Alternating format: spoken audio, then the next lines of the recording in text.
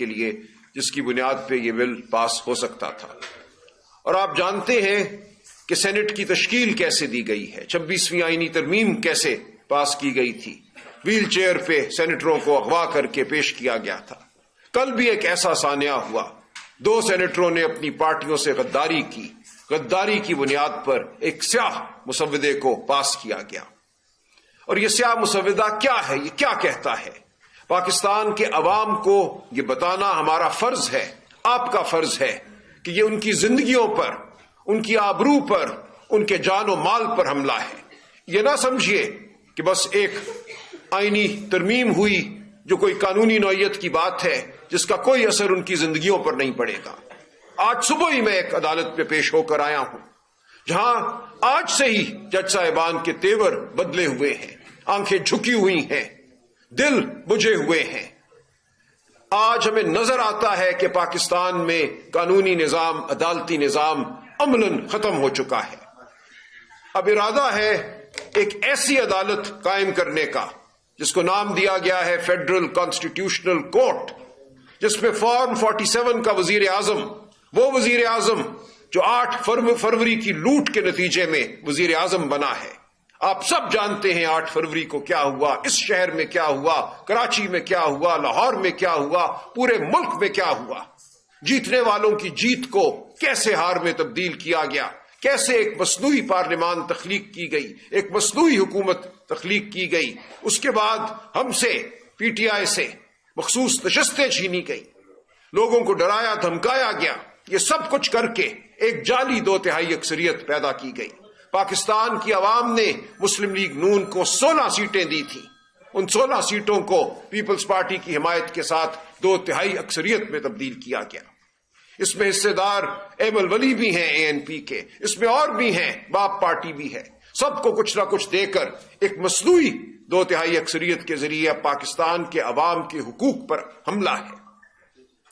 یہ federal constitutional court اسی مصنوعی نظام کے نتیجے میں بنے وزیر اعظم خود تشکیل دیں گے، اپنی جیب سے نام نکالیں گے۔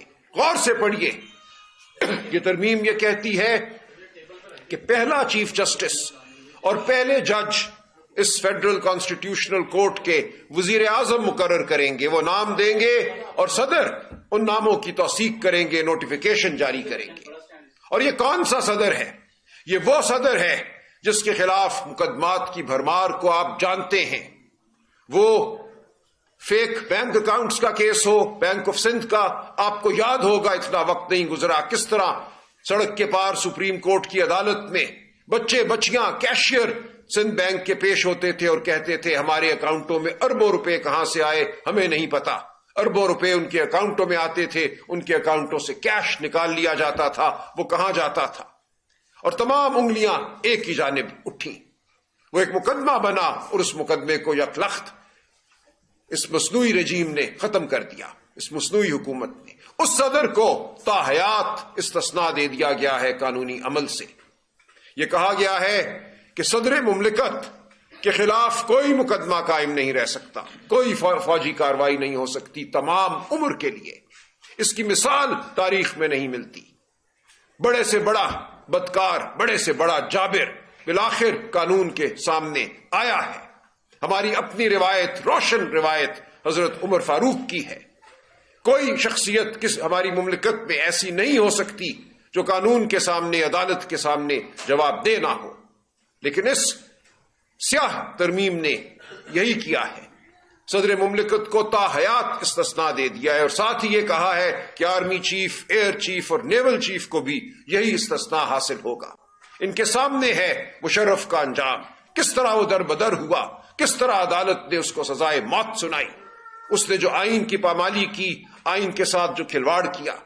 تو آج ہمیں یہ نظر آتا ہے کہ آئین کے ساتھ کھلواڑ کرنے والوں کو، اس ملک کے وسائل کے ساتھ کھلواڑ کرنے والوں کو، کرپشن کرنے والوں کو یہ کہا گیا ہے کہ یہ عہدہ حاصل کر لو تو تم مبرہ ہو، تم تمام عمر کے لیے کسی قانونی کارروائی سے اوپر ہو گئے ہو، کوئی عدالت تمہاری طرف آنکھ اٹھا کر نہیں دیکھ سکے گی۔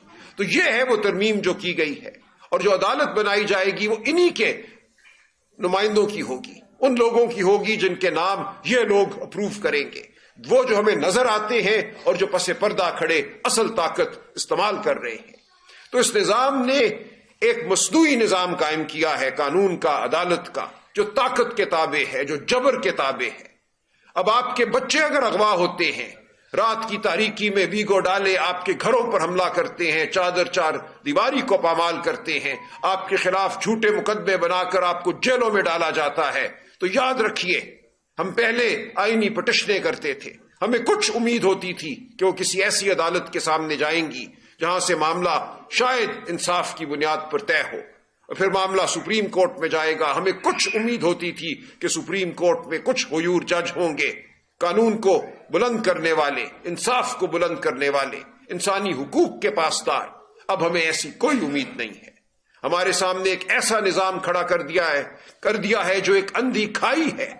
آپ اس میں چھلانگ مار کر غرق ہو سکتے ہیں، لیکن اگر آپ یہ چاہیں کہ وہ آپ کو انصاف مہیا کرے، عدل مہیا کرے، ہماری جو شاندار روایات ہیں، اسلامی روایات ہیں، ان کے مطابق آپ کے ساتھ معاملہ ہو، تو ایسا نہیں ہوگا، بھول جائیے۔